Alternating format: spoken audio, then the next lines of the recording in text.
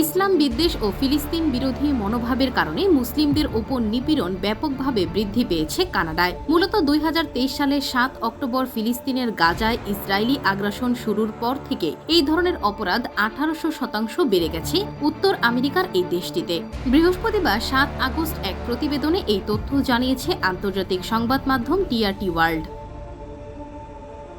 সংবাদ মাধ্যমটি বলছে, গাজায় ইসরায়েলের সামরিক অভিযান শুরুর পর থেকে কানাডা জুড়ে ইসলাম বিদ্বেষ ও ফিলিস্তিনি বিরোধী ঘৃণাজনিত অপরাধের ব্যাপক ঊর্ধ্বগতি দেখা গেছে।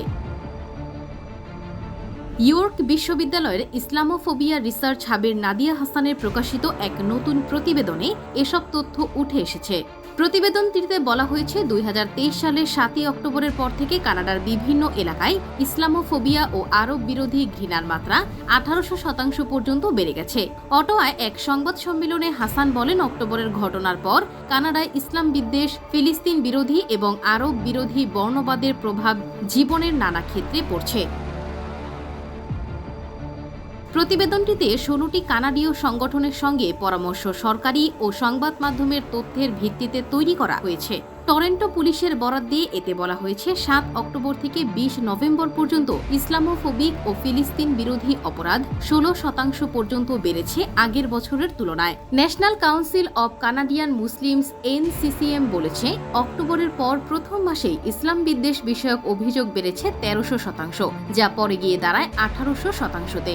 মুসলিম লিগ্যাল সাপোর্ট সেন্টার জানিয়েছে, 2023 সালের অক্টোবর থেকে 2024 সাল মার্চ পর্যন্ত 474টি মানবাধিকার লঙ্ঘনের অভিযোগ পেয়েছেন তারা, যার মধ্যে নিজেদের ফিলিস্তিনপন্থী অবস্থানের কারণে 345 জন চাকরি হারিয়েছেন বা সাময়িক বরখাস্ত হয়েছেন।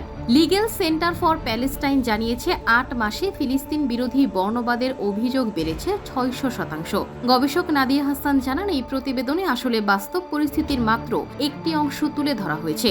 সংগঠনগুলোর সঙ্গে সাক্ষাৎকার, তাদের দেওয়া তথ্য, সরকারি ও গণমাধ্যমে প্রকাশিত রিপোর্টের উপর ভিত্তি করে এই প্রতিবেদন তৈরি করা হয়েছে।